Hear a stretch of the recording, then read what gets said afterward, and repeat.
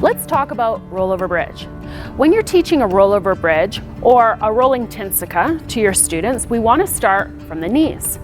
Going knee to knee is difficult. It's harder than going foot to foot, actually, but it's important because your students need to learn how to get into a bridge position. It's called a rollover bridge because it goes through that position with an arched back. If your students start standing up, they tend to go too high. It looks more like a cartwheel than a bridge. So we want to teach them from the knees. So we're going to teach Lauren a 4-step system today to teach her how to do rollover bridge.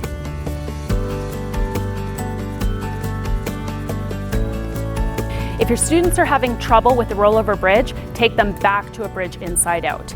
If your students can't do a bridge inside out that's linear in a straight line, they're definitely going to have problems in the rollover bridge. So let's take a look at her bridge inside out and see what we can do here. So lay down, push up into a bridge.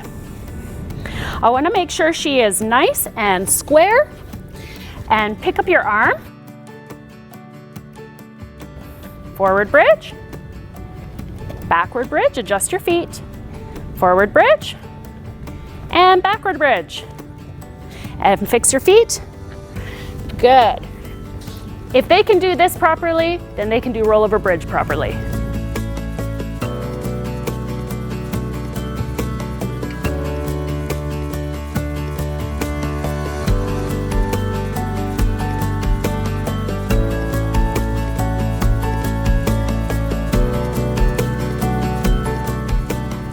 We're going to do step number 1. She's going to wind her arms up, one arm in front, one arm behind. She's going to the right, so we have her open to the direction of travel. I want you to go up into a bridge and stop. Make sure your feet are square, toes forward.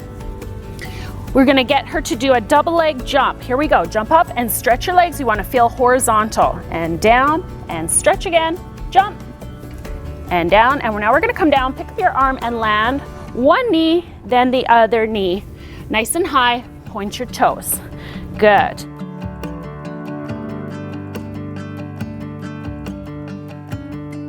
Once your students are really proficient with step number 1, it's time to move into step number 2. We're going to add a little jump before she goes into the bridge.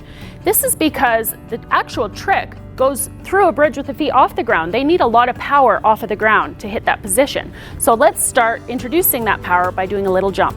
So I'm going to get you to wind up your arms, and you're going to do a little jump into the bridge and stop. Fix your foot so it's square.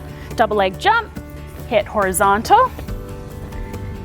Pick up your arm, land 1, 2.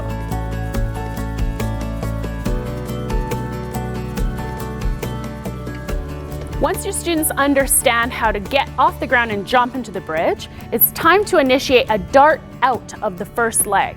That is really essentially like the first leg of the rollover bridge. We're going to have her dart out her leg and land in a bridge. So I want you to wind up your arms and dart that first foot out and land in a bridge. Good. Square off your feet. Show me your double leg jump. And notice I've got her shoulders over her wrists. Pick up the arm, land 1, 2. Good, let's try that one more time. And dart that leg, good girl. Double leg jump. And pick up your arm, land 1, 2.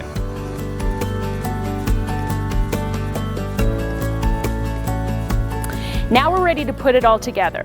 We are going to utilize the jump from step 2, the dart from step 3, and we're going to put it all together now in step 4 with both legs hitting straight leg position and carrying through without landing in a bridge. And I'm going to spot her for her first time. Most of your students will need spot for this, so let's take a look at that. So wind it up, arm back, and dart the first leg out. Second leg goes out as well, and land on the ground. Okay, let's try that again. Wind it up, dart your leg. Both legs are nice and straight. Good.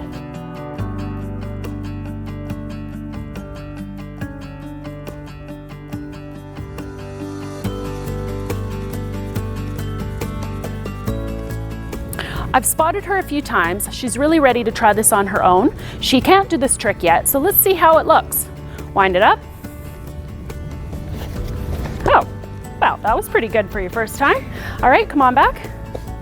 So there's a couple of things that we can correct here. Okay, wind it up. I'm gonna stop you in the air. And go. We wanna make sure that she has good control of her legs, that they're nice and straight and strong, okay? Sometimes your students, just bend your knees for me, honey, will be too relaxed in the legs. That puts so much pressure on the low back. We don't wanna do that. We want her straight and strong. Land nice and upright. Don't allow your students to collapse at the end. We want them upright to finish. Let's try this again. I want you to do it without spot, and let's see if we can correct some things again. Wind it up. Oh, that was very good. She's got a really nice dart out of the legs. I would have her land up even higher. So when you land, don't allow your chest to drop. Land nice and high and finish. Okay? Oh, much better. That was a great one. One more time. So you're doing everything really nice. I'm seeing great straight legs. You're coming up nicely at the end. Try to almost like stall your legs before you land, like get a split second of stop in the air. Here we go. Good girl.